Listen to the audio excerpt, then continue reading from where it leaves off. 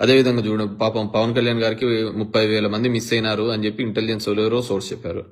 మన అసెంబ్లీలో అడిగిన దానికి 32 మందో 46 మందో ఏదో ఒక నెంబర్ వచ్చింది. అంత 2 డిజిట్ నెంబర్లోకి వచ్చింది. 30,000 ఎక్కడా 32 ఎక్కడా అని. దాని గురించి అసలు మాట్లాడే వాళ్ళే లేరు. మా వాలంటీర్లందరూ కిడ్నాప్ చేసినారన్నారు. మా వాలంటీర్లందరూ ఎత్తకపోయినారు. ఇవన్నీ అసలు చాలా ఇంపార్టెంట్ సోర్స్ చెప్పినారు అని చెప్పేసి అన్నారు. ఏం చేస్తాము, అది ఇది కాదు అని చెప్పే పరిస్థితి లేదు. అంత ఇబ్బందికరమైన పరిస్థితిలో ఉంది. పాపం వాలంటీర్లకు అందరికీ 5,000 జీతం అండ్రి అంటే లేదు మేము 10,000 చేస్తామని. ఇప్పుడు చూస్తే అసలు వాలంటీర్లు అనే వ్యవస్థే లేదు. అసలు అట్లాంటి వాళ్ళు ఎవరున్నారు బా అన్నారు. నో డౌట్ వాలంటీర్ల వల్ల పొలిటికల్ గా there is a loss to YSR Congress party political గా. బట్ నో డౌట్ వాలంటీర్ల వల్ల జనాలకు మేలు జరిగింది. సంక్షేమం కార్యక్రమాల విషయాల్లో వదిలిపెట్టండి.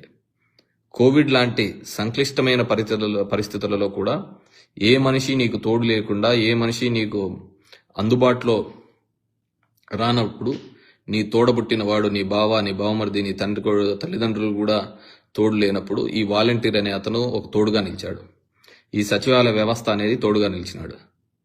సరే, డెఫినెట్ గా పొలిటికల్ సిస్టంలో అంత ఒక రిఫార్మ్ వచ్చినప్పుడు ఈ రాజకీయ వ్యవస్థను కంప్లీట్ గా పక్కన పెట్టి ఆ వ్యవస్థతో పనిచేయడం వల్ల క్యాడర్ అంతా ఒక నిరుత్సాహంతో గురి కావడము, దానివల్ల జరిగిన వైపరీత్యాలన్నీ కూడా చూడడం జరిగింది.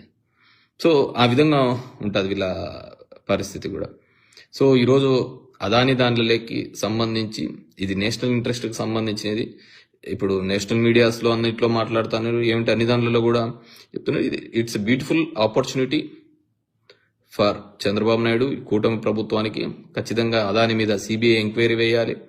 ఇది ఎక్కడ జరిగింది, ఏం జరిగింది అనేది చూడాలి. రేటు తగ్గించినందుకు కూడా ఈ విధంగా జరుగుతుందనేది కూడా ఇక్కడ తెలుసుకోవాల్సిన విషయం. అదేవిధంగా ఈ అసెంబ్లీలో చాలా బ్యూటిఫుల్ ఇన్సిడెంట్స్ కూడా జరిగినాయి. టోల్ రోడ్ అనేది గతంలో జగన్మోహన్ రెడ్డి గారు ఉన్నప్పుడు కూడా Krishnababu, I think principal secretary for roads and buildings, ఆయన కూడా ఒక ప్రపోజల్స్ ఇలాంటివి బాగుంటుంది అనేది కూడా నేను కూడా డిస్కస్ చేయాలి. ఎందుకంటే ఇప్పుడు కేంద్ర ప్రభుత్వం వేస్తోంది నేషనల్ హైవేస్ వేస్తున్నప్పుడు వాళ్ళు కూడా టోల్ పెడుతున్నారు కదా, ప్రతి చోట టోల్ పెట్టి చేస్తున్నారు. కానీ ఆ రోజు జగన్మోహన్ రెడ్డి పెడుతూ ఉంటే టోల్ బాదుడు ఇక ఇది అని చెప్పేసి మాట్లాడిన సందర్భం.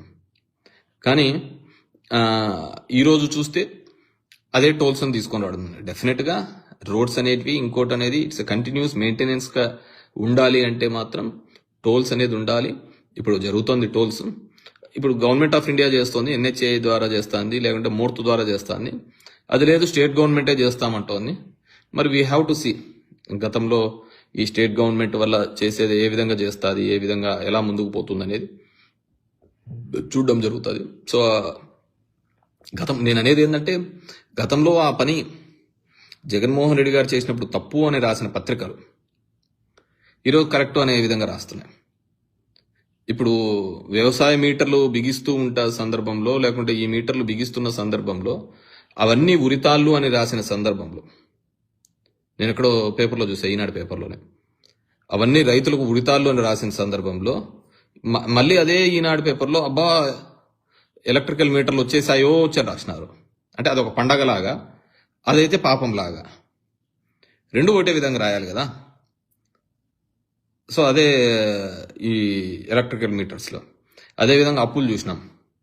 12 లక్షల కోట్లు అంటే తీరం అన్న చూస్తే 6 లక్షల కోట్లకు చేంజ్ ఏదో చూపించడం జరిగిందనమాట. అసెంబ్లీలోని ఇవన్నీ నేను ఏది మాట్లాడుతున్నానో నేను రికార్డ్స్ పరంగానే, డాక్యుమెంట్స్ ప్రకారంగానే మాట్లాడుతున్నాను. ఇవన్నీ కూడా 6 లక్షల కోట్లు అండి. మిగతా 6 లక్షల కోట్లు ఎవరు జోలికి పోయినాయి? గాలికి పోయినాయి. ఎందుకంటే గాలి కూతలు, గాలి మాటలు, శ్రీలంక చేసేస్తున్నాము, ఇది చేస్తున్నామని చెప్పేసి. మొన్న ఇక్కడ సర్చార్జ్ 1% పెంచితే బాగుంటుందని ఎవరి మీద పడుతుంది? ట్యాక్స్ పడుతుంది. సో ఇలాంటివన్నీ ఊరికే సరైన సందర్భంలో స్పందించక, మాట్లాడక, ఒకే పదే తప్పును, పదే అబద్ధాన్ని చెప్పి జనాల లేకి తీసుకొని పోయే ఒక ప్రయత్నం. దీనిలో ఒకడు అతీతులేం కాదులే. దానిలో లేక అందరూ మన ఇప్పుడు లక్ష్మీపార్వతి గారు చెప్తూ ఉండే దీనికి ఏముంటది, ఎన్టీ రామారావునే ఆ, ఎక్కడికంటే అక్కడికి నాశనం పట్టించినారు పాపం. మనమంతా ఏమవుతుంది, జగన్ రెడ్డి అంటున్నాడు నా కుటుంబాన్ని నా ఏం చేసేకైతుంది అన్న, దాంట్లో ఒక్కరికి స్పేర్ ఏం చేయలే వాళ్ళు. సో వాళ్ళ దృష్టిలో ఎవరు అనేది ఎవడైనా సరే మడత పెట్టేయడమే. ఒక్క సిబిఎన్ ఒక్కడే బాగుండాలా, మిగతా వాళ్ళందరూ అంత. ఏం చిరంజీవి గారిని అయితే ఏ విధంగా రాసినాడు చెప్పు. ఇదే పవన్ కళ్యాణ్ గురించి వాళ్ళ మదర్ గురించి రాసినప్పుడు ఆయన పాపం బాధపడినాడు. సరే ఇప్పుడు ఇంకా ఆయనకు కూడా వేరే అవకాశం లేక కలిసిపోయినాడు తప్ప, ఆ రోజు పాపం వాళ్ళ ఇంట్లో వాళ్ళ పేరు మీద రాసినాడు. నేను అట్లా ఇవన్నీ పవన్ కళ్యాణ్ అన్నాడు, పిఆర్పి పాత పెట్టేస్తున్నారు అని అలకల్లా ఈనాడు ఆఫీస్ ముందర ధర్నా చేసినారు. నేను అప్పుడు ఎమ్మెల్యేగా ఉంటుంది 9 to 14 మధ్యలో, చిరంజీవి గారు ఎమ్మెల్యేగా ఉంటారు. పాపం ఆయన కూడా బాధపడినారు. సో మళ్ళీ వీళ్ళు నన్ను తిడుతున్నాడు వీళ్ళ దాని నుంచి అని చెప్పి తిట్టడం జరిగింది. అట్లుంటే మావన్నీ కూడా. సో మళ్ళీ వాళ్ళే కలిసి మళ్ళీ మమ్మల్ని పాతేయాలా అని చెప్పేసి వాళ్ళే తిరుగుతారు. ఏమంటే మనకు మెమొరీ ఏదే కానీ పెద్దగా గుర్తుపెట్టుకోం కదా, కాబట్టి మనుషులం కదా, తొందరగా మర్చిపోతా ఉంటాం. కాబట్టి ఆడికంటే ఆడికి గాలి మాటలు చెప్తా ఉంటాం, పోతా ఉంటాం. ఇప్పుడు చూడు, అప్పులు కావచ్చు, మిస్సింగ్ కేసులు కావచ్చు, ఎలక్ట్రిసిటీ బిల్లు కావచ్చు, మళ్ళీ ఏంది రాష్ట్రాన్ని అసలు నాశనం చేసినాడు జగన్మోహన్ రెడ్డి. అప్పులు అసలు మేము తేరుకోలేకపోతానామని చెప్పేసి నేను ఎప్పుడో అసెంబ్లీలో చూసిన. బాగా చూసుకోండి, 2019 ఈనాడు పేపర్ ఫస్ట్లో వచ్చినప్పుడు ఖజానాలో 100 కోట్ల రూపాయలు ఉంది. యనమల ఇచ్చిన స్టేట్మెంట్ 100 కోట్ల రూపాయలు ఉంది, జీతాలు ఇవ్వడమే బరువు అని. 5 ఏళ్ళు సరే ముందు అటు ఇటు ఉంటుంది కానీ కొద్దిగా డిలే ఉండొచ్చు, కానీ జీతాలు అయితే ఇచ్చినారు కదా, అసలు నడపలేము అన్నారు. సో అలాంటిదన్నీ చేయడం జరిగింది. కానీ మా జగన్మోహన్ రెడ్డి ఏం చేసినాడు, 7,000 కోట్లు పెట్టినాడు. ఎందుకు, గవర్నమెంట్లోకి మళ్ళీ వచ్చేస్తున్నాం, జూన్ ఆఖరికల్లా అమ్మఒడి బటన్ నొక్కల్లా, అమ్మఒడి జనాలకి ఇవ్వాలా అని. ఈయన 7,000 కోట్లు పెట్టినాడు. అదే మాకు వర్కులు చేసిన చిన్న చిన్న కాంట్రాక్టర్లకు ఇచ్చినా కానీ, కార్యకర్తలు ఇచ్చినా కానీ వాళ్ళన్న బాగుపడింది అనమాట.